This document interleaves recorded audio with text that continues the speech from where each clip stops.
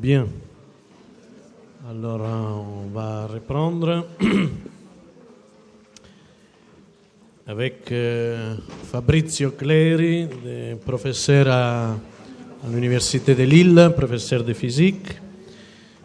Domaine de recherche, donc son domaine de recherche c'est la physique théorique et ses recherches actuelles portent sur les interactions entre les matériaux à l'échelle nanométrique et la matière vivante. Alors ça, par exemple, est-il possible de faire travailler une micro-machine avec ses moteurs, capteurs, bras de levier, rouages, etc., le tout compris dans l'espace des fractions de millimètres sur des cellules et même sur des biomolécules. Voilà, donc ça c'est son domaine de recherche. Et aujourd'hui, il va nous parler de nouvelles technologies et analyses mathématiques pour la thérapie du cancer. Et merci encore Fabrizio d'avoir accepté notre invitation. Et veuillez l'excuser, il a un petit accent, je ne sais pas de quelle origine. Voilà.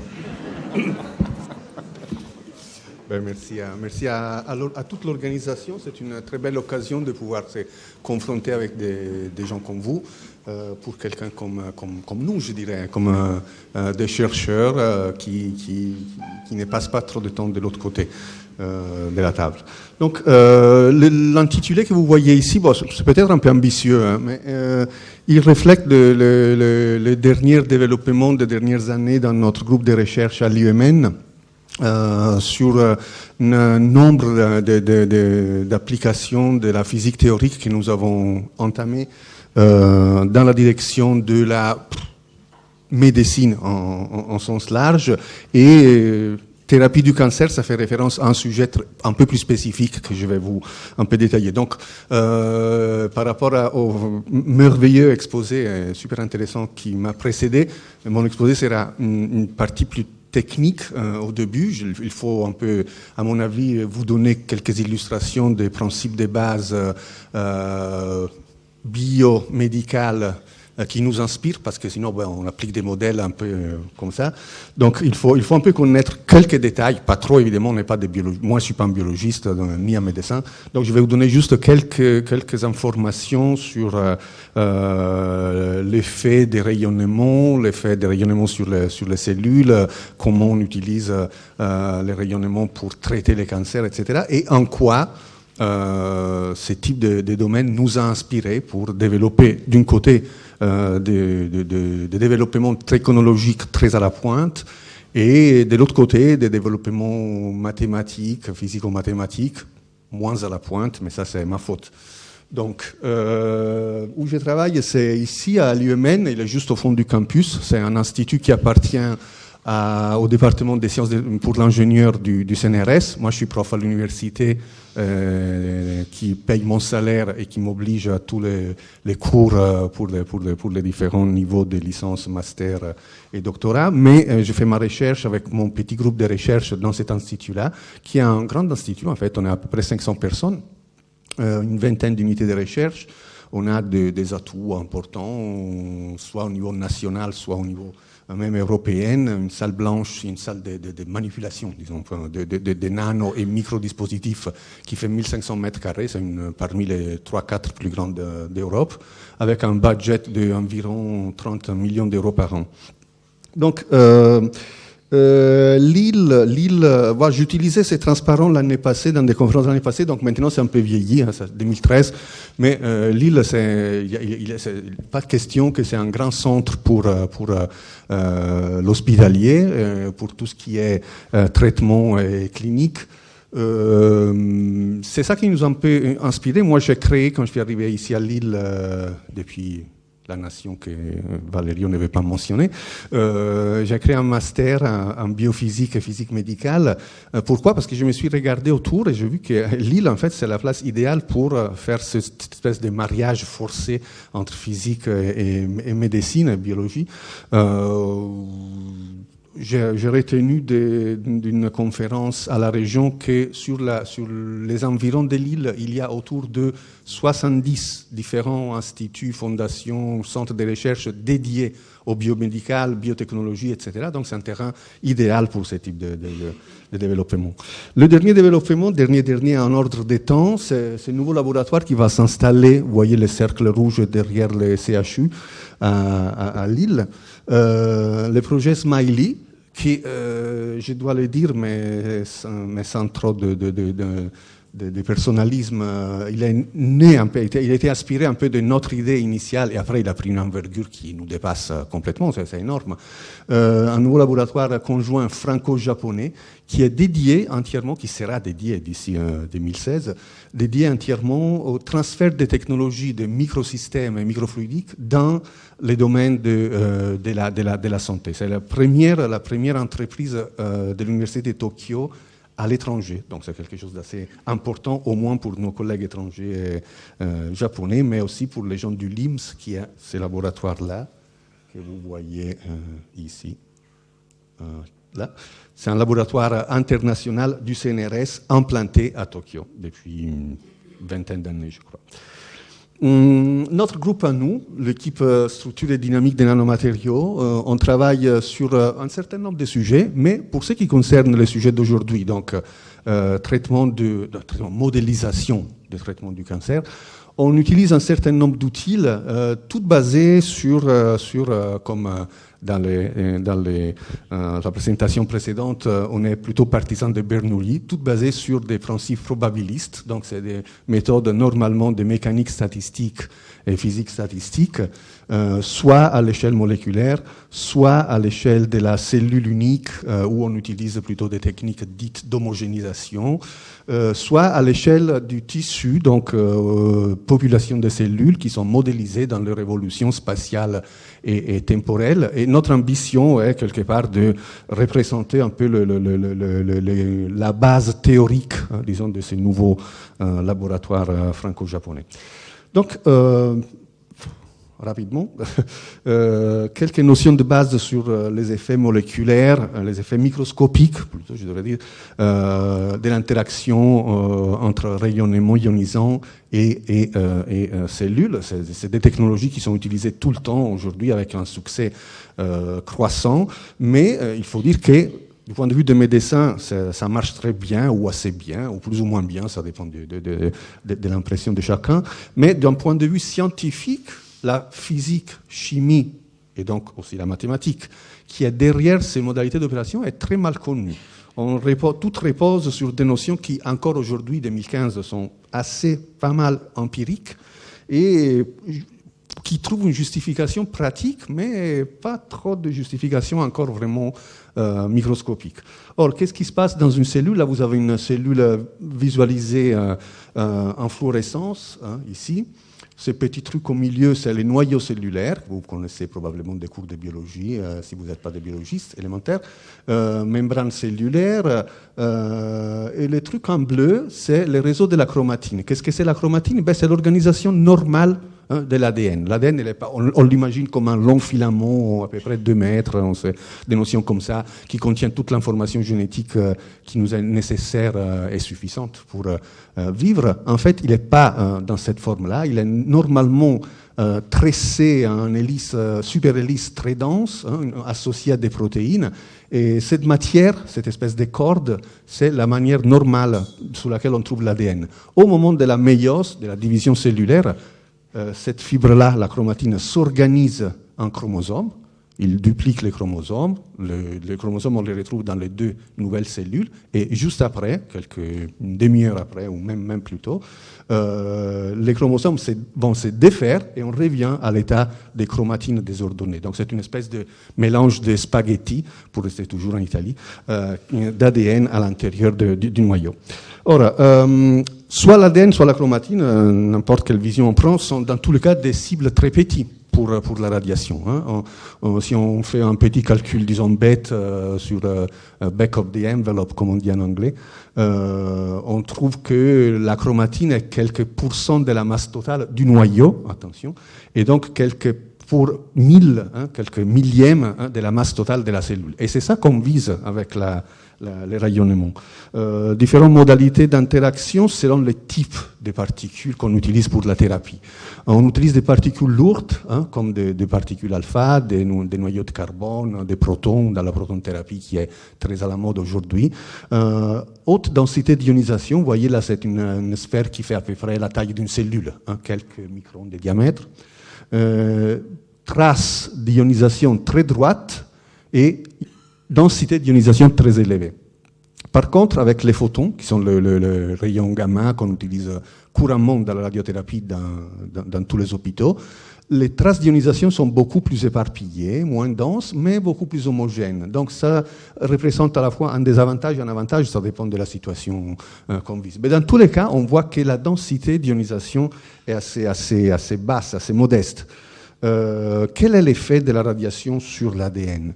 Bon, c'est très complexe, un domaine, la radiochimie de ces problèmes, c'est très compliqué, mais pour donner juste quelques nombres, nombres de repérage, en gré, c'est l'unité, le gré, c'est l'unité typique qu'on utilise en dosimétrie de rayonnement. En gré, c'est 1 joule par kilogramme. Donc, combien de ionisation, pas encore de défaut. On crée à peu près 1000 ionisations par gré dans l'ADN, 1 million par gré dans les noyaux, 10 millions par gré à peu près dans la cellule.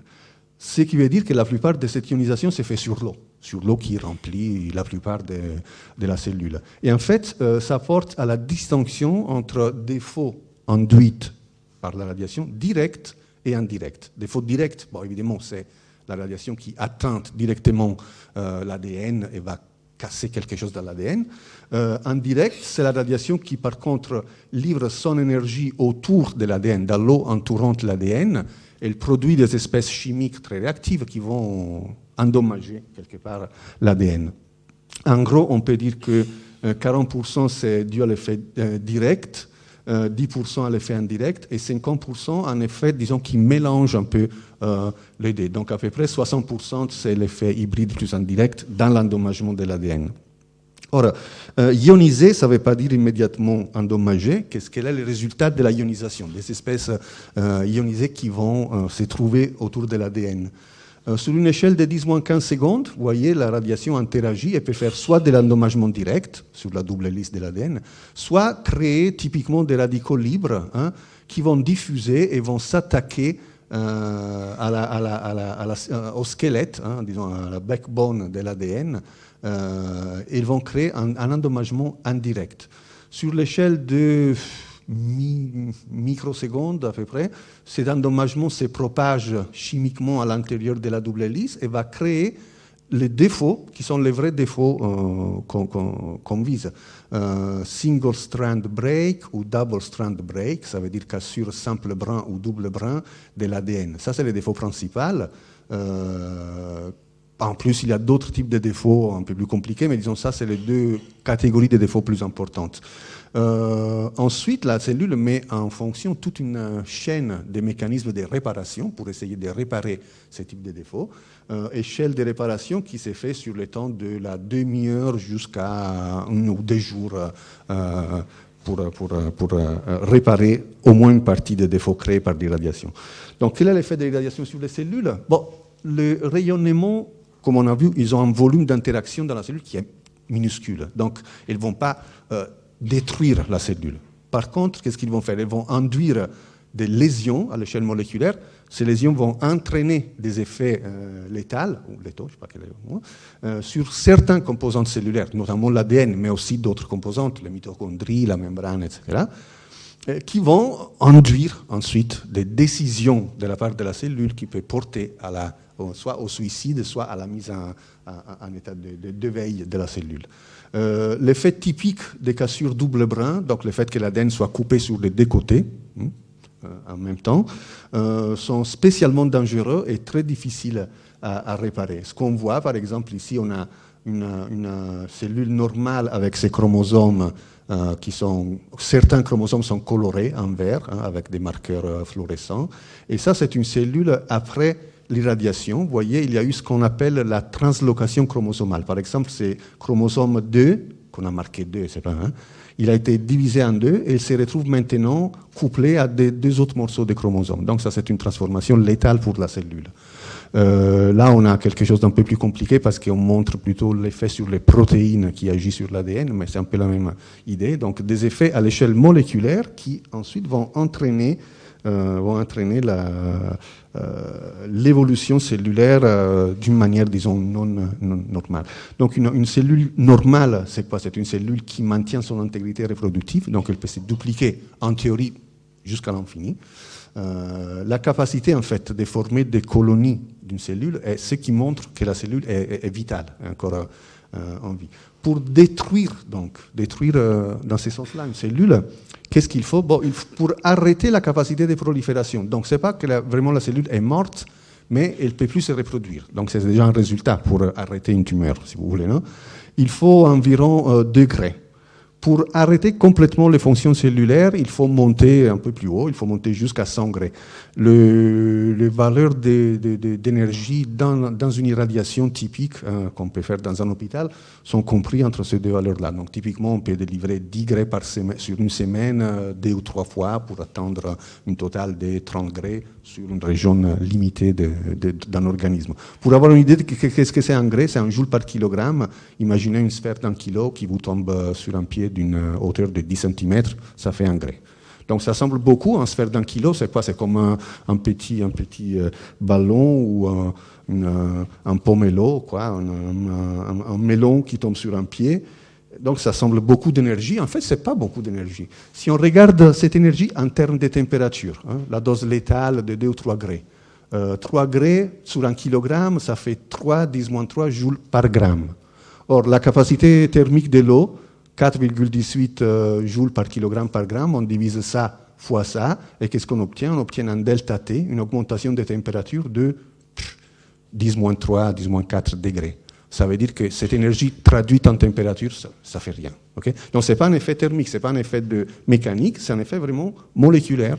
Et c'est là qu'il faut aller chercher la raison. Là, vous avez encore un exemple d'arrêt de mitose dans des cellules. Ça, c'est les cellules normales, ça, c'est les cellules après irradiation. Vous voyez, ils n'arrivent pas à compléter leur séparation. Donc, ce sont des cellules qui ne sont plus capables de se reproduire. Les conséquences des lésions de l'ADN sont quoi? On a dit supprimer la capacité de réplication qui peut porter ensuite à des vies des sorties de la cellule, soit vers la sénescence, soit vers l'apoptose, soit vers le développement de tumeurs. Donc, quand on est exposé, comme les gens d'Hiroshima ou d'autres situations, à des radiations, on peut développer évidemment des tumeurs. Ou la deuxième chose est d'induire des mutations. La cellule continue à survivre, mais elle retient un certain nombre de mutations qui sont dangereuses. Or, il faut savoir que dans l'environnement, il y a plein de radiations, les UV, mais aussi d'autres radiations environnementales, et aussi des procès métaboliques internes à la cellule vont produire des erreurs de rupture. On estime que dans notre corps, normalement, on crée de 1000 à 1 million de lésions d'ADN par cellule par jour. Okay? Tous ces défauts-là, ils sont normalement réparés, sinon on ne pourrait pas survivre, évidemment. Donc, ils sont rapidement réparés. La plupart, c'est des SSB qui sont très faciles à réparer, des cassures simples brins, donc des cassures sur une moitié de l'ADN. Une fraction de ces défauts sont de DSB. Donc, l'accumulation des DSB, des cassures double brin, va déclencher des process cellulaires qui vont porter à l'arrêt. Et c'est bien ce même principe qui est dangereux dans l'exposition aux radiations, qu'on utilise à l'inverse pour la thérapie. On utilise ces principes pour chercher de tuer les cellules tumorales. Donc le même procès qui nous résulte dangereux dans l'environnement, en fait, est utilisé pour cibler les cellules tumorales. Or là, je passe la chimie. Je pense que je vous ai dit assez sur le mécanisme, disons, basique de fonctionnement. Donc l'idée est atteindre des fonctions moléculaires de la cellule, étudier comment le rayonnement interagit à cette échelle et comment ces phénomènes qui se développent, vous avez vu sur l'échelle de quelques angstroms, quelques 10-15 secondes, après ils se propagent sur des échelles qui vont jusqu'à des dizaines de microns, jusqu'à l'échelle du tissu, donc des centimètres, sur des échelles de jours ou même moins, parce que la réponse biologique, suite à l'endommagement, peut se retrouver quelques mois ou quelques années plus tard. Ça, c'est le cas de la dormance tumorale qui inspire un certain nombre de nos actions. Donc, une idée technologique que nous avons développée et que nous avons mise en place, je dis nous, mais nous, ça veut dire un nombre de personnes importantes, ce n'est pas un plurale majestatis, hein, c'est nous au sens nombreux du terme.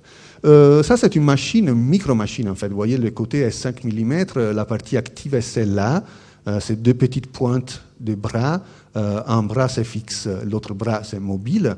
Tout ça est développé en silicium, donc c'est la même technologie qu'on utilise pour graver des semi-conducteurs, des transistors. Ici, on utilise cette technologie pour graver des équipements mobiles. Donc ça, c'est une vraie machine. Il a un petit moteur. Hein. Ça, c'est le moteur de cette machine. C'est un dispositif électromécanique, donc on applique une différence de potentiel et le bras peut être mis en vibration. Le résultat de cette vibration est mesuré par un capteur ici, un capteur de déplacement électrostatique qui va traduire le déplacement en charge, en quantité de charge sur un condenseur qui après permet de mesurer la quantité de déplacement. Qu'est-ce qu'il fait cette machine? Elle permet d'attraper des objets entre ces pointes. Vous voyez la séparation des pointes de quelques microns.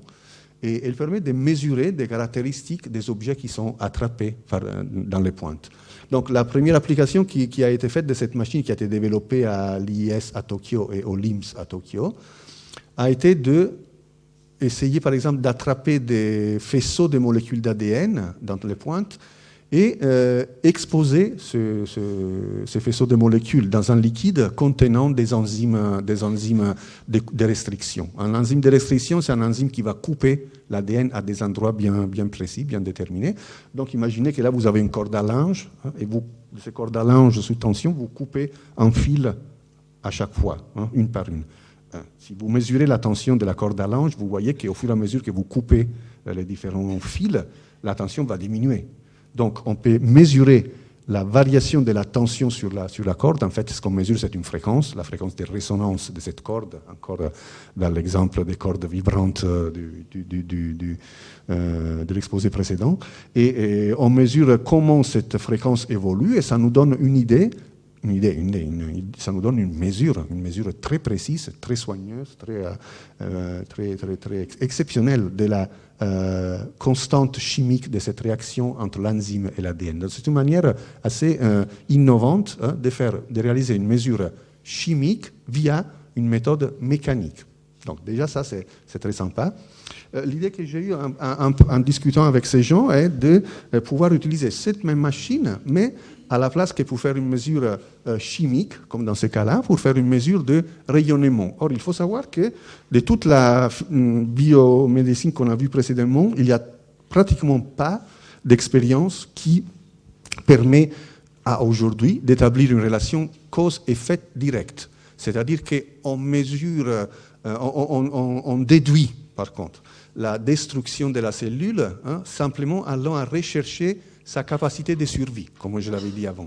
Mais on n'est pas capable de déterminer ponctuellement qu'est-ce qui se passe à l'intérieur de la cellule. Il n'y a pas une relation directe. C'est une relation, disons, qui est très, très indirecte, qui s'est faite en allant regarder combien de cellules survivent à un traitement donné. Donc c'est vraiment une analyse très, très a posteriori. Ici, c'est quoi l'ambition? C'est d'établir une relation cause-effet. On envoie autant de radiation, on crée autant de défauts de ce type-là, de ce type-là, de ce type-là. Donc c'est vraiment une recherche approfondie. Là, vous avez la petite machine avec ces 3 éléments, hein, bras mobile, moteur et capteur.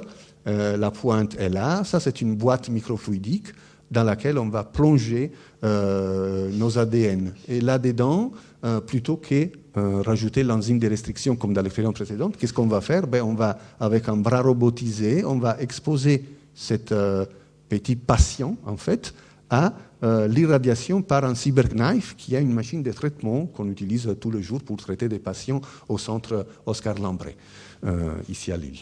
Donc, un peu plus en grand, zoom, ici vous avez la boîte microfluidique, qui pour l'instant c'est une boîte très basique, sans trop de sophistication, mais ça peut devenir quelque chose de très très compliqué, où on fait circuler des fluides, d'autres objets, disons comme des complexes de réparation, ou même en extrait de fluide prélevé directement d'un noyau cellulaire d'un patient pour voir quelle est sa propre sensibilité à la radiation. Et ça, c'est toute la partie de la machine robotisée. Vous voyez ici la petite pointe qui rentre dans la boîte. Ça, c'est un zoom encore de la même chose. Et ça, je vous dis, c'est à notre connaissance, c'est la première mesure en temps réel de la variation, de la corrélation plutôt, entre irradiation et endommagement à l'échelle moléculaire, microscopique. Là, on a un exemple des résultats de l'expérience. Ça, c'est le meilleur. Et je vous présente le meilleur. Il y en a plein qui n'ont pas trop bien marché. Donc, ça, c'est en rose, vous voyez les phases d'irradiation. Ça, c'est un temps d'à peu près 1 heure. Donc là, c'est des phases d'irradiation qui durent une dizaine, quinzaine de minutes à chaque fois. Et là, c'est la rigidité de votre corde à linge. Hein. Donc, la rigidité de cette corde à linge, elle est constante à peu près. Bon, il y a encore des choses à éclaircir, mais c'est à peu près constante dans les périodes où on n'a pas d'irradiation, et elle tombe de manière très visible, hein, elle décroît de manière très visible sous irradiation. Donc ça, c'est une mesure directe, hein, du fait que à chaque quantité de radiation, de rayonnement gamma qu'on envoie sur notre cible, hein, il y a un certain nombre de fils de la corde à linge qui vont sauter. Okay. Donc ça, c'est l'interprétation de cette courbe. Et pour référence, on a évidemment une pincette de ce type-là qui est irradiée sans ADN, et on voit la stabilité du signal. Vous voyez l'échelle ici, ça c'est une fréquence qui varie de 10-2 Hz sur 1 heure. Donc c'est une mesure avec un facteur de qualité, comme on dit en physique, très très élevé. Donc ça, c'est la partie techno. Finalement, mathématicien, physicien, on a à quoi faire avec un peu de théorie. Donc, la motivation biomédicale, l'intérêt de la microtechnologie, je vous l'ai montré, qui a été en fait quelque part récompensé, qui a été stimulé plutôt que récompensé par un certain nombre de projets qui ont été financés pour permettre d'avancer dans cette direction. Les théoriciens comme nous qui cherchent à pourvoir des explications ou des modèles analytiques d'interprétation de ce type de phénomènes. Alors, je vais vous présenter 3 choses différentes, grosso modo. J'espère d'être pas trop dur, mais là c'est un modèle théorique que nous avons développé pour comprendre un peu qu'est-ce qui se passe, quelle est la mécanique statistique, hein, d'un faisceau de fils. Hein. Ça peut être l'ADN de notre expérience, mais ça peut être tout autre type de faisceau. En effet, on a retrouvé ce même type de formalisme. On a utilisé ce même type de formalisme, par exemple, pour décrire l'oxydation des câbles sous tension. Donc vous avez un câble, par exemple, le câble qui tient le pont. Hein, ils sont formés eux aussi par des fils parallèles. L'oxydation environnementale, c'est pratiquement la même mathématique de ce modèle-là. Vous avez un faisceau d'ADN qui est détruit par un mécanisme externe qui, au hasard, va casser ici et là des fils parallèles. Or, les fils, qu'est-ce que c'est le fil? Nos fils, c'est des fils non métalliques, évidemment, c'est des fils moléculaires qui sont compris dans un milieu visqueux, c'est l'eau avec toutes les protéines, la chromatine, etc. Donc le modèle, c'est un modèle qui avance en couplage viscoélastique, un modèle assez classique d'élasticité. Donc là, T, c'est les tenseurs de contrainte, G, c'est une matrice de couplage. Vous voyez ici un couplage purement linéaire, style loi d'Hooke, local, KX. Et un couplage, par contre, dissipatif, qui est le couplage visqueux, ici. Ça, on peut le mettre à 0 ou différent de 0 selon le type de calcul qu'on veut faire. Et à côté, vous avez une réponse sur le vecteur de déplacement. Et ça, c'est la génératrice. Là, vous avez la tension, en fait, les tenseurs de contrainte T égale à module de Young fois la dérivée des déplacements. Donc ça, c'est un modèle assez classique d'homogénéisation en théorie de l'élasticité. Qu'est-ce qu'on fait avec ça? On cherche à déterminer, en fait, quoi? un module Young efficace. Pourquoi? Parce que c'est ça qu'on mesure en fait. Quand on va faire la mesure de la tension de notre corde à linge avec la micromachine, on mesure une fréquence, mais cette fréquence, en fait, c'est quoi? C'est la manifestation de la rigidité de l'objet. Donc, en écrivant une théorie pour obtenir un module Young, donc le module des tensions, le module élastique des tensions, d'un objet équivalent, on peut disons, trouver une grandeur qui est directement comparable avec un résultat expérimental. Or, là, vous avez une figure qui vous montre simplement deux fibres en noir d'ADN avec des cassures spacées régulièrement. Et G, c'est cette matrice de couplage qui, quelque part, représente le milieu extérieur ou les interactions entre les différentes fibres qui peuvent glisser les unes sur les autres. Ce qui est intéressant est de noter que ce couplage viscoélastique, c'est une petite nouveauté de notre modèle par rapport à d'autres modèles plus anciens, les Fiber Bundle Model qui existent depuis 1910. Les Fiber Bundle Model, c'est un objet mathématique très intéressant qui a été développé pour étudier c'est des gens, en fait, c'est des gens qui travaillaient en Allemagne sur le cotton, je ne sais pas le dire en français, le cotton yarn, le tissage des fils du coton. Et vous savez, les fils de coton, c'est formé par des petites minuscules fibres qui sont entrelacées les unes les autres. Et donc là, il y a aussi le problème, c'est un problème industriel très pratique, quand ils fabriquent la pelote, à un certain moment, s'ils tirent trop fort, le fil va se casser.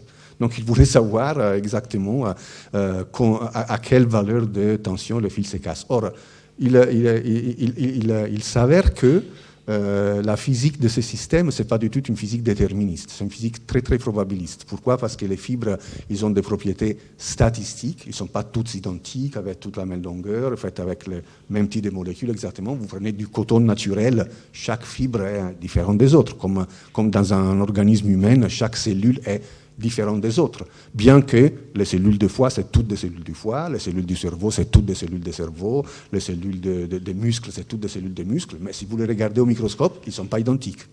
Donc le problème est statistique, et construire une théorie de la tension des fibres de coton, ce n'était pas du tout un défi, disons, facile, un défi qu'on pouvait réaliser analytiquement. Donc c'est une théorie statistique, et c'est bien de cette théorie que nous nous sommes inspirés, mais la chose intéressante est que nous avons rajouté ce couplage viscoélastique qui fait si que, de manière intéressante, et on voit ça dans les expériences, les fibres, même une fois qu'elles sont cassées, elles continuent à supporter une certaine charge mécanique parce qu'il y a l'interaction latérale visqueuse, donc même une fibre cassée, elle supporte encore de la contrainte.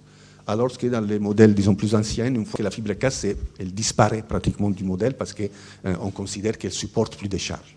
Donc ça, c'est une petite différence. Alors ce modèle a une solution à deux extrêmes analytiques que nous avons trouvés qui sont facilement, pas trop facilement, mais disons, résolubles, en limite où nous avons seulement deux fibres parallèles avec n lésions régulièrement espacées. Et pour ça, on peut trouver une limite analytique qui montre que le module Young efficace varie comme 1 sur n carré, où n carré est la densité du nombre de ruptures par unité de longueur. Le deuxième limite analytique est M, donc un grand nombre M croissant de molécules, parallèles mais sans interaction. Donc ça, c'est une limite purement géométrique, si vous voulez, du modèle. Il n'y a pas d'interaction, donc c'est juste la statistique de la probabilité, encore une fois, de casser des fibres parallèles. Et cette limite-là donne une allure exponentielle. Pour se reporter à des situations réelles où vous avez un nombre quelconque diverses et variées de fibres avec des cassures qui sont distribuées au hasard. Évidemment, ça, ce n'est pas quelque chose qu'on peut résoudre analytiquement. Donc, on reprend le même modèle et on construit une simulation numérique, stochastique, on appelle ça des simulations Monte Carlo, avec M molécules quelconques, parallèles, avec des lésions distribuées au hasard, et avec une géométrie donnée, ça peut être plutôt un réseau plat, un réseau cylindrique, des réseaux de nature différente, parce que ce modèle-là, je vous l'ai dit, on peut l'appliquer à des choses vraiment très très différentes. On a retrouvé même une analogie avec des études qui se font en agronomie, avec la rigidité du sol qui contient comme fibre les racines des arbres.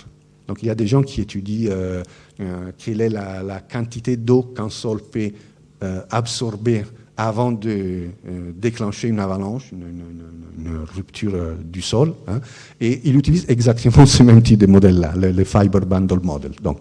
Et ici, nous avons montré une chose intéressante qu'on attend encore de vérifier expérimentalement. Donc, le passage, hein, en physique statistique, on utilise toujours ce type d'études-là. On n'étudie pas une solution bien précise, mais on regarde à des limites asymptotiques. Ça, c'est un peu notre bread and butter, comme on dit. Hein.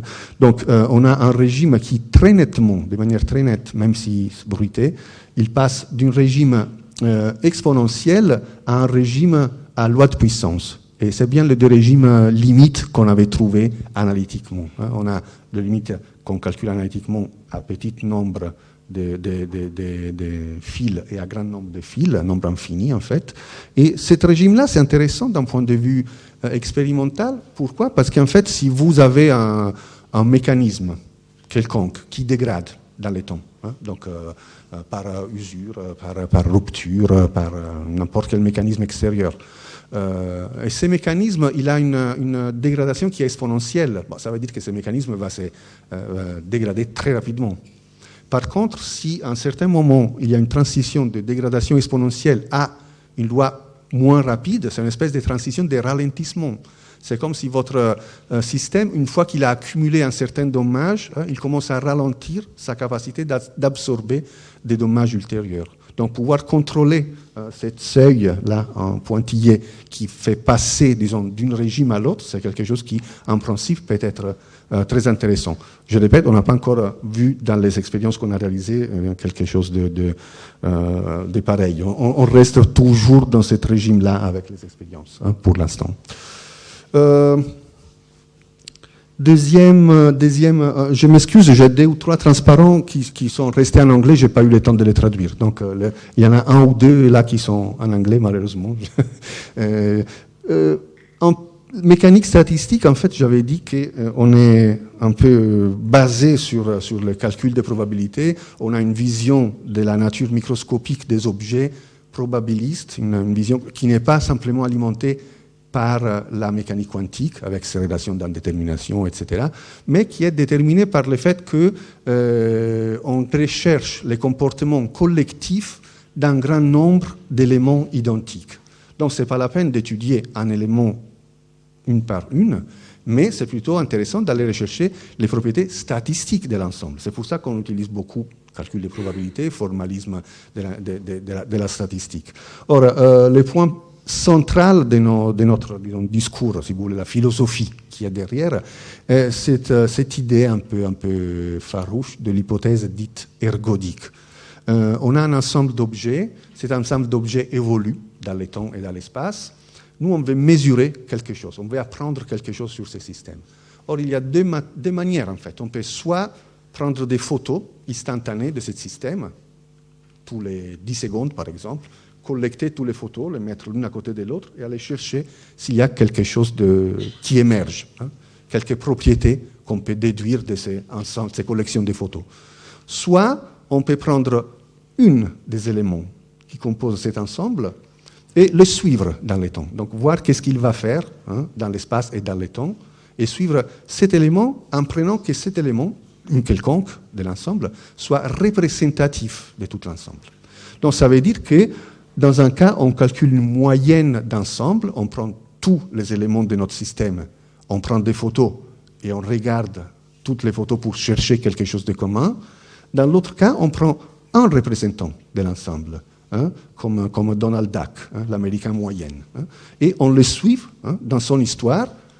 Et l'hypothèse ergodique, il nous dit que si on veut calculer une certaine grandeur, la valeur moyenne d'une certaine grandeur, soit-il la température, la diffusivité, la capacité thermique, n'importe quoi, une grandeur quelconque, hein, on a 2 manières de calculer cette grandeur, soit en prenant une moyenne sur l'ensemble des photos, soit en prenant une moyenne sur la trajectoire temporelle. Et ces 2 méthodes-là, selon l'hypothèse ergodique de la mécanique statistique, sont équivalentes quand le nombre de photos de notre système va à infini, ou quand le temps d'observation de Donald Duck va à infini. Okay? Donc, dans un cas, on a une moyenne d'ensemble, dans l'autre cas, on a la moyenne temporelle.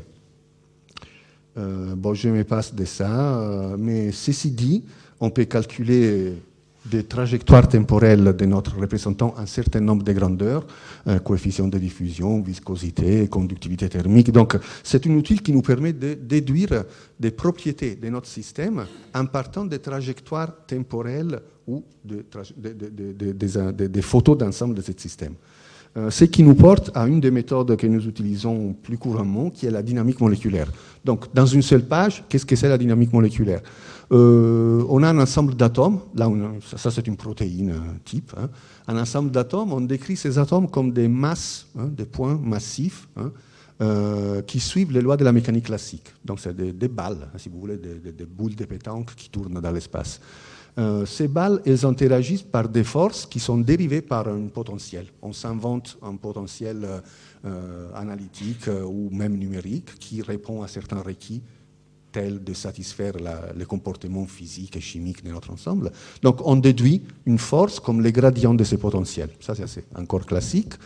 Les positions et vitesses, donc la trajectoire, l'ensemble de la trajectoire temporelle qui nous sert à calculer tout ce qu'on veut, est obtenu en écrivant les équations lagrangiennes du mouvement de cet ensemble de points massifs pour lesquels on peut calculer la trajectoire dans le temps, donc la position R en fonction de tout instant de temps discrétisé ici, quand on connaît les vitesses et les accélérations. Les accélérations dérivent de la force, donc force divisée masse, c'est F égale ma, Newton, non, et la force, elle dérive de ces potentiels. Donc on peut boucler sur cet calcul et décrire complètement l'ensemble de la trajectoire. L'ensemble de la trajectoire qui revient à connaître cette moyenne temporelle pour calculer notre grandeur d'intérêt. Donc la grandeur d'intérêt, elle sera calculée en prenant la valeur de la grandeur qui nous intéresse sur la trajectoire qu'on a enregistrée dans ce calcul d'évolution statistique de notre système. Or, qu'est-ce qu'on fait avec ça? Bon, par exemple, calcul, simulation de qu'est-ce qui se passe quand je casse mon morceau d'ADN et je vais chercher de simuler ça à l'échelle moléculaire. Donc, en regardant tous les atomes de mon ADN une par une, j'introduis des cassures simple brin, double brin, plus ou moins complexes, cherchant d'imaginer quel est l'effet de la radiation sur mon ADN. Et je vais regarder quelle est la réponse de ce système, soit sain, soit déformé, soit avec des lésions. Et qu'est-ce que je dois regarder? Bon, en fait, si on revient à l'expérience avec les nanopincettes qui attrapent la corde à linge, je dois aller chercher quelque chose qui me donne, encore une fois, un signal de type mécanique. Donc, quelque chose qui me donne une fonction qui soit prête à être traduite en quelque chose de mesurable par la machine mécanique. Donc, typiquement, dans ces cas-là, c'est plutôt le spectre des vibrations. Donc, je prends la corde tendue et je vais voir quel est l'effet de casser la corde à certains endroits. Elle n'est pas complètement cassée, il reste plein d'autres liaisons hydrogènes, les interactions ioniques, l'eau qui est tout autour. Donc, l'effet de casser, ce n'est pas comme casser avec des ciseaux. C'est une cassure localisée, plus ou moins importante, mais pas, disons, drastique à ce niveau-là. Et je vais voir quelles sont les différences de réponse que je peux m'attendre et voir si ce type de différences, c'est des différences qu'on pourrait mesurer expérimentalement, donc utiliser pour comprendre un peu le mécanisme basique d'interaction de la radiation avec la... Donc là, qu'est-ce qu'on a? Ça, c'est un spectre vibrationnel infrarouge, Fourier transforme infrared, de l'ADN. Ça, c'est un ADN très schématisé, c'est une moitié de l'hélice. Ça, c'est le groupe phosphate. Ça, c'est votre ribose, le sucre. Et là, c'est les bases, A, C, T, G, etc. Toutes les bases, disons, style Watson-Crick. Donc, la cassure, typiquement, on imagine que le radical libre ou la radiation, elle va attaquer surtout cette région qui est la partie plus externe de l'ADN.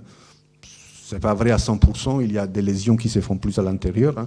Mais disons, pour démarrer, il faut démarrer quelque part, on commence à regarder les effets sur la backbone, sur le squelette extérieur de l'ADN. Donc, deux types de cassures qu'on peut imaginer. C'est une cassure sur les ponts phosphate, ici, ou sur le sucre, là, en bleu, rouge et bleu. Et le spectre infrarouge montre en fait des pics qui sont associés à peu près soit aux vibrations du phosphate, vous voyez, en rouge, soit aux vibrations du ribose. Donc, est-ce qu'on est capable de reproduire quelque chose, de s'attaquer à quelque chose comme ça? Eh bien oui, une des quantités qu'on peut calculer avec notre méthode de trajectoire, il est là. Je pense ça. C'est relié à cette corrélation de vitesse. C'est une des intégrales qu'on peut calculer, qui nous donne une information qu'après on peut Fourier transformer et convertir en spectre vibrationnel. Donc c'est la corrélation entre les vitesses des atomes, comme ils vibrent. Si vous imaginez les atomes ou les morceaux, par contre, de la corde vibrante précédente, il y a une corrélation entre les vitesses. Et cette corrélation des vitesses des morceaux de la corde qui font aller-retour sont manifestés dans le spectre des fréquences. Si vous faites la transformée de Fourier de la corde vibrante à une certaine fréquence, vous trouvez une fréquence principale, qui est la fréquence de la corde. Là, on trouve une combinaison de fréquences qui correspond à tous les différents modes de vibration qui sont mis en jeu par un mécanisme externe. Or, ces modes de vibration vont évoluer en fonction du type de cassure que je rentre dans ma corde. Okay? Ça, c'est l'idée. Et donc, je peux identifier un certain nombre de pics en comparant l'ADN normal, bleu, avec un ADN cassé, rouge, où je vois des déplacements de pics qui changent en hauteur, en fréquence, etc. Or, ça, c'est une analyse encore assez initiale, en ce qui me concerne. Donc, je ne suis pas encore capable d'attribuer directement ces types de changements. Par exemple, le fait que ces pics-là, à 1200, va augmenter dans l'ADN cassé. Le fait que ces deux pics-là, autour de 1100, dans l'ADN cassé, disparaissent complètement. C'est des effets qu'il faut maintenant aller chercher, de relier à des mesures encore plus microscopiques. Mais d'un point de vue macroscopique de la machine vibrante, on peut s'attendre de faire une convolution de cette fréquence et voir quel est l'impact, disons, sur le module Young efficace, qui à la fin de la journée, c'est la seule chose qui est mesurée par notre micro-machine. Pour conclure, je vous montre une troisième modalité, disons, d'application de concepts et de techniques mathématiques dans ce contexte, toujours basé sur mécanique statistique, physique statistique. Ça, c'est un projet qui a démarré il y a 2 ans à peu près, avec une thèse d'un étudiant qui est partagée entre moi et Corinne Abadi à l'IBL, à l'Institut de biologie de Lille. Un projet sur lequel on a reçu un certain retour, on a reçu un support du CIRIC, le pôle intégré de cancérologie à Lille. Donc c'est un projet qui nous a permis un peu de briser le miroir, comme on dit, les vitres, pour rentrer vraiment côté des médecins. Jusqu'à présent, on travaillait plutôt côté biotech, donc avec des ingénieurs qui travaillent en biotechnologie, on fait des expériences sur de l'ADN, etc. Là, on commence à travailler sur des tissus qui sont des tissus parfois prélevés directement des patients. Donc, et l'idée est de quoi? De construire un modèle stochastique d'évolution cellulaire dans l'espace et dans le temps, et d'introduire pour chaque cellule une description locale qui décrit à la fois des lésions, des mécanismes de réparation, le rythme circadien de la cellule, le fait que la cellule soit une cellule d'un type ou d'un autre, cellule souche, cellule cancéreuse, donc différentes probabilités d'évolution dans la vie de cet objet. Or, ce modèle-là, c'est un modèle qui, au départ, c'est une construction purement mathématique, c'est un modèle discrétisé, comme on dit, sur réseau, donc on construit un réseau bi- ou tridimensionnel, on fixe une cellule sur chaque point du réseau et on étudie l'évolution de ce système, ensemble de cellules dans le temps et dans l'espace. Nous allons voir dans un instant quelles sont les propriétés de ce système. Mais ce modèle-là sera capable, on espère, on commence déjà à faire des tests, d'être un modèle aussi un peu prédictif, analytique et prédictif, une fois qu'il sera ajusté, le paramètre libre, les nombreux, malheureusement, paramètres libres qui sont nécessaires, ajustés sur des données réelles, donc des données prélevées, récupérées, des lignées cellulaires vivantes. Or, dans ce domaine-là, il y a une histoire déjà, c'est pas trop longue, ça fait peut-être une vingtaine, 25 années que les gens ont commencé à utiliser des modèles de ce type-là, mathématiques au sens large, dans la morphogénèse et en particulier dans la morphogénèse du cancer. Au début, c'était plutôt des modèles continus qui existent encore aujourd'hui et qui sont très utiles pour toute une série de problèmes. Des modèles, disons, qui décrivent un cancer comme un objet, disons, global, une masse en évolution, et en moyennant les effets des cellules individuelles. Donc, typiquement, on aboutit à un problème assez lourd en équation différentielle couplée qui décrit l'évolution d'un jeu de paramètres. Et ce jeu de paramètres, c'est des paramètres qu'on cherche à relier à des mesures cliniques. Typiquement, le niveau d'endommagement, la taille radiale d'une tumeur, le ratio dans une masse tumorale entre tissu connectif et tissu vasculaire. Donc, des paramètres qui sont directement accessibles par les cliniciens. Par contre, les modèles discrétisés, qui sont un peu plus récents, peut-être moitié des années 90, fin des années 90, visent plutôt à étudier les comportements d'un ensemble de cellules uniques, discrétisées, décrites une par une, interagissantes entre elles et interagissant avec le micro-environnement, les tissus entourants, les vases sanguins, la circulation, etc. Dans ces cas-là, qu'est-ce qu'on fait? On utilise des algorithmes de simulation numérique qui décrivent chaque cellule. Il y a différentes notions, la notion d'automate cellulaire, la notion d'agent. Nous, on travaille plutôt avec des modèles qui ressemblent à des agents. Chaque agent, c'est un objet qui vit dans un espace mathématique avec un certain nombre de descripteurs qui évoluent dans l'espace et dans le temps. Et chaque agent, disons, prend des décisions, entre guillemets, des décisions mathématiques évidemment, sur la base de l'ensemble des paramètres locaux et des paramètres de ses voisins, quelque part. Okay? Ce type de modèle, je disais, a une histoire relativement récente. Il y a un livre intéressant qui fait un peu le point, Single-Celled Based Models in Biology and Medicine. On parle de modèles multi-échelles hybrides qui combinent des parties continues à des parties discrétisées. Ils ont été utilisés dans l'invasion tumorale, dans l'extravasation des cellules métastatiques, dans le développement des tissus, etc. Un modèle cellulaire de Potts, c'est un modèle qui est dérivé de la physique quantique des hautes énergies, où on étudie les caractéristiques, disons, mathématiques de ce même modèle pour étudier les propriétés des particules élémentaires. Dans ces cas-là, le modèle a été récupéré, remis en forme, disons, pour l'utiliser en version spatiale. On a étudié des problèmes très intéressants de morphogénèse, typiquement, tout ce qui est lié à l'évolution spatiale d'un modèle est très facilement abordable avec ces classes de modèles-là.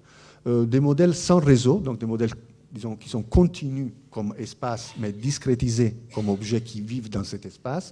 Là, ces modèles-là, aussi l'espace est discrétisé, donc à la fois les objets et l'espace est discrétisé. Dans ces modèles-là, l'espace est continu, les objets sont discrétisés. C'est des modèles qui permettent d'introduire vis-à-vis de ce milieu continu dans lequel les objets vivent des notions d'élasticité, de viscoélasticité, de rigidité des tissus, etc. Donc, notre petit modèle à nous, c'est un modèle que nous avons développé en cherchant de rassembler un certain nombre de caractéristiques importantes, que nous jugeons importantes, et qui étaient partiellement présentes dans d'autres modèles déjà publiés ici et là.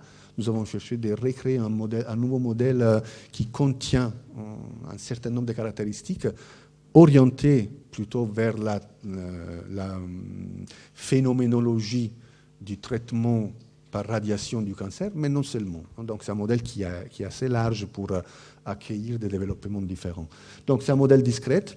Chaque cellule unique, c'est un agent et qui évolue dans l'espace de temps. C'est un modèle multi-état. Chaque cellule évolue dans des états discrets entre une cellule parfaitement saine jusqu'à une cellule arrêtée ou morte ou qui évolue vers d'autres directions, par exemple tumorale.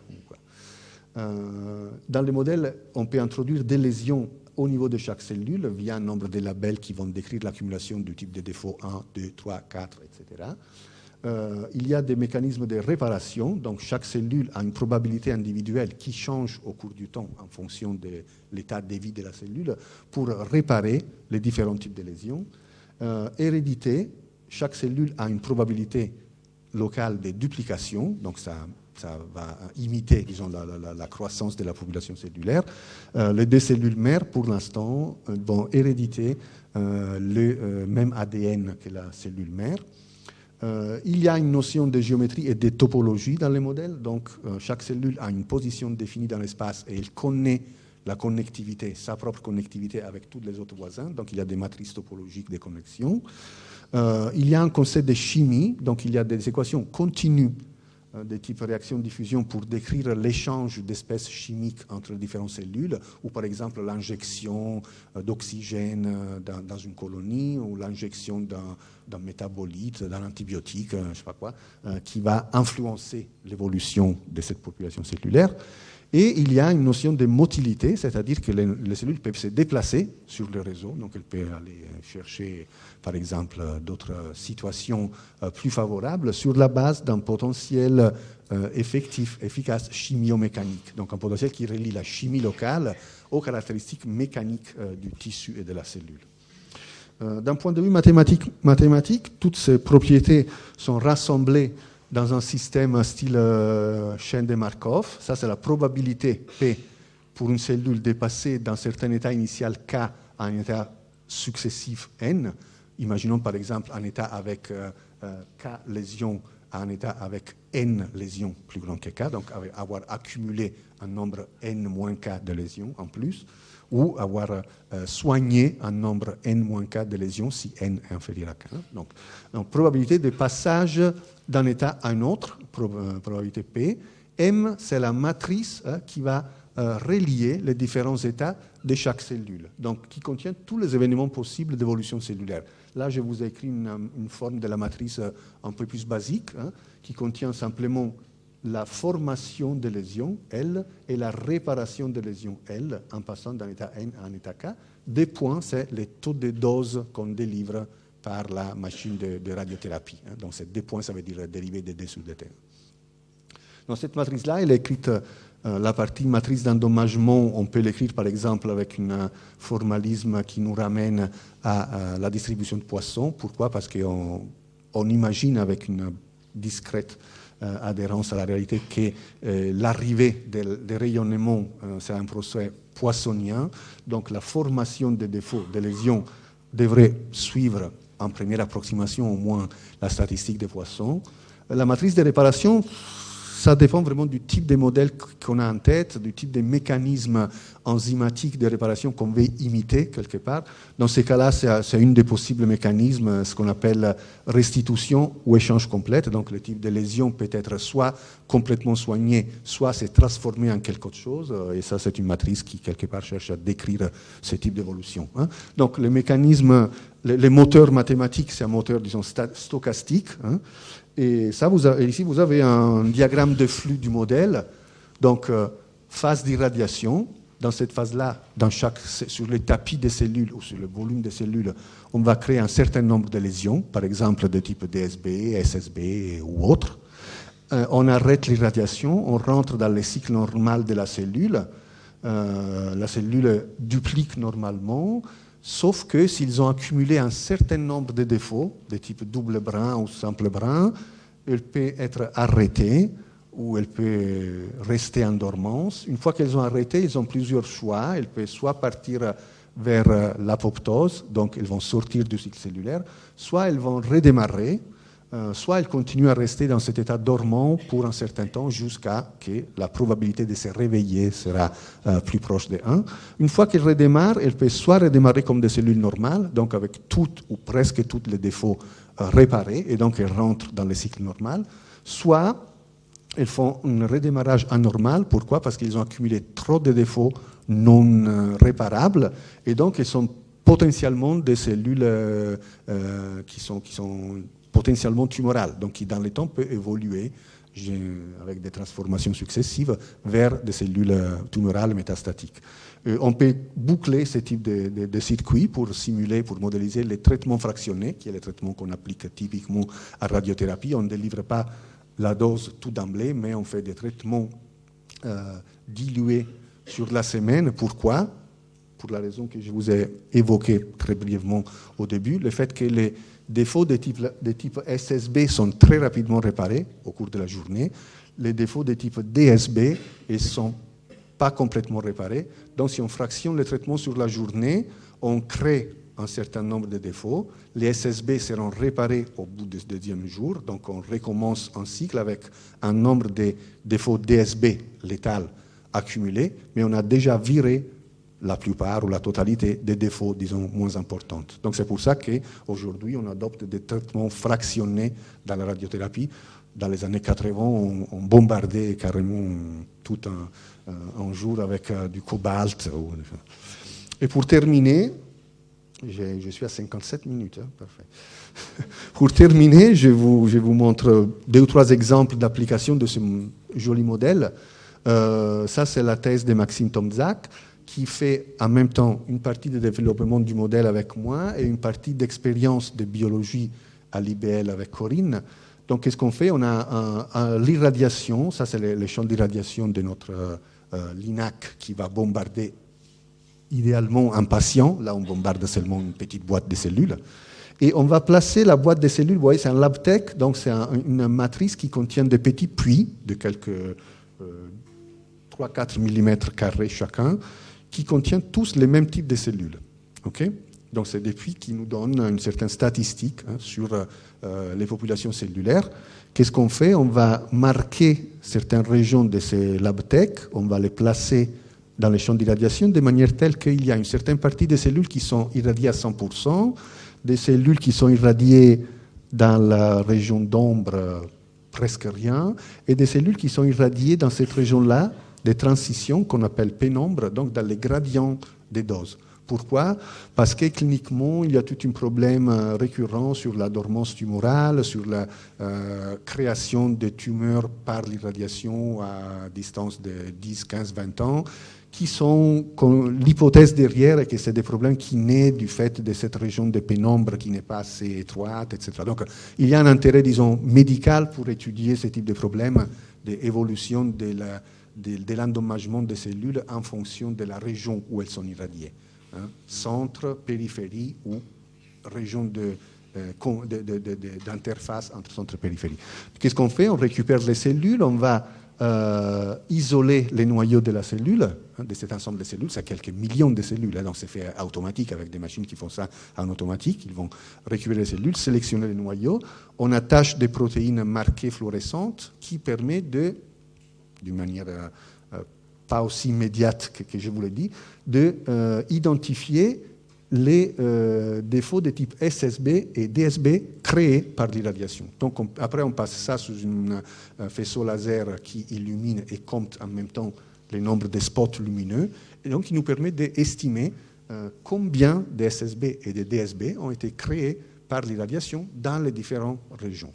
Donc ces types de données sont très intéressantes parce que ils ont un intérêt clinique, évidemment, pour tout ce qui est la question des dormances tumorales, mais pour nous, dans mon côté un peu plus modeste, il nous permet d'avoir des données précieuses pour calibrer, pour étalonner les modèles biophysiques. Donc, qu'est-ce qu'on étudie avec ça? Bon, par exemple, ça c'est un exemple d'une séance d'irradiation. Le temps ici, c'est un axe logarithmique. Donc, cette partie-là prend à peu près 120 secondes, 2 minutes. Irradiation typique à degrés, en rose, et ça c'est une journée, c'est à peu près 24 heures, pour étudier la réparation des défauts. Donc là on voit en bleu, encore une fois, les DSB, on crée un nombre de DSB par cellule autour de 2, donc avec 2 défauts par cellule, bon, c'est assez réaliste. Et après, on voit que le nombre de DSB il diminue au cours de la journée, mais pas énormément. On passe de 1,8 à 1,5 par cellule. Donc, on a introduit dans ces cas-là, on a modélisé une probabilité de réparation assez modeste. Par contre, les SSB en rouge, ils sont créés en grand nombre, vous voyez, autour de 150 par cellule, mais au bout de 24 heures, ils sont presque complètement réparés. Okay? On revient pratiquement à zéro. Et là, c'est une cartographie de notre modèle. Chaque petite sphère représente une cellule, et en couleur, vous avez ici la cartographie des DSB, et ici la cartographie des SSB. Blanc, c'est petit nombre, noir, c'est nombre élevé. Bon, là, c'est une irradiation complètement homogène, donc la probabilité de trouver un nombre de défauts tel ou tel est complètement homogène partout.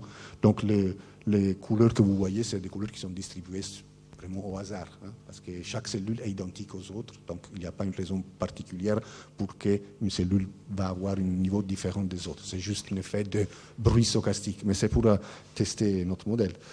Là, c'est d'autres exemples d'applications. Ça, c'est par exemple un tapis cellulaire.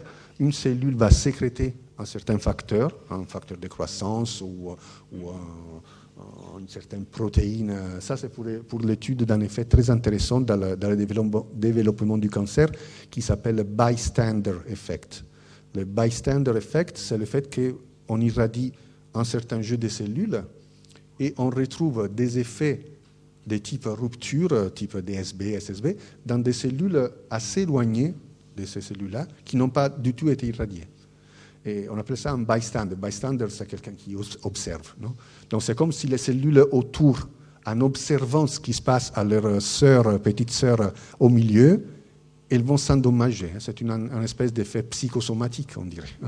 Donc on imagine que ce type d'effet est dû au fait que les cellules qui ont été irradiées développent certains agents qui sont ensuite chimiques, qui sont propagés aux autres cellules et qui vont induire des after effects sur ces cellules qui sont juste autour de la région irradiée, mais qui ne sont pas parties de la région irradiée. Donc on étudie ça par des modèles de diffusion. On imagine que les cellules puissent développer ces facteurs et les distribuer aux autres avec des lois, encore une fois, probabilistes, mais qui reviennent à des lois de type diffusion, donc loi de Fick classique, etc. Ça, c'est un exemple d'invasion tumorale. Bon, c'est très basique, il ne faut pas prendre... Si un médecin regarde ça, il le fait. Mais invasion tumorale, c'est juste pour tester les modèles sur le point de développement à des vitesses différentes. Donc, typiquement, des cellules tumorales violées ont une vitesse de doublement qui est beaucoup plus élevée des cellules normales. Donc on étudie la compétition, si vous voulez, entre cellules qui ont des probabilités et vitesses de duplication différentes pour modéliser en fait la prévalence des cellules tumorales par rapport aux cellules normales. Ça, c'est encore une simulation de doublement cellulaire. Ça, c'est les phases cellulaires, les phases quotidiennes circadiennes de la cellule. Et là, vous avez une population qui passe de 500 à 1000, donc elle a complètement doublé sur un certain temps, avec une probabilité, vous voyez, à peu près exponentielle des doublures, qui s'est fait autour de une dizaine de minutes à peu près. Ça, c'est un temps typique pour des fibroblastes humaines, par exemple. Donc c'était tous des tests du modèle pour montrer quelles sont les différentes capacités de ce modèle, traiter la diffusion, traiter le doublement cellulaire, traiter l'extravasation, l'invasion tumorale, traiter l'irradiation. Donc toutes ces propriétés sont combinées, en fait, on peut les mettre ensemble et étudier l'évolution d'une région cellulaire dans des conditions, pour nous, physiciens, mathématiciens, réalistes, pour les médecins, pas trop réaliste, mais il faut trouver, disons, quelque part les points de contact. Donc, j'ai terminé, j'arrête là. Merci à tous nos collaborateurs. Là, vous voyez, à Lille, il faut rajouter le soleil à la main parce qu'il n'y en a pas trop. Donc, en noir, c'est les gens qui travaillent plutôt sur ce type de modèle que vous avez vu. Grégoire Perret, c'est celui qui fait les expériences avec les nanopinces, développé par Dominique, Hiroyuki, Momoko, etc. Maxime Tomzak, c'est l'autre thésard qui fait son travail sur les cellules. Et avec Stefano, Fabio, Pierluca, nous avons développé toute la partie mathématique. Donc la partie mathématique est vraiment d'empreinte italienne, vous voyez. Et merci à vous pour la passion.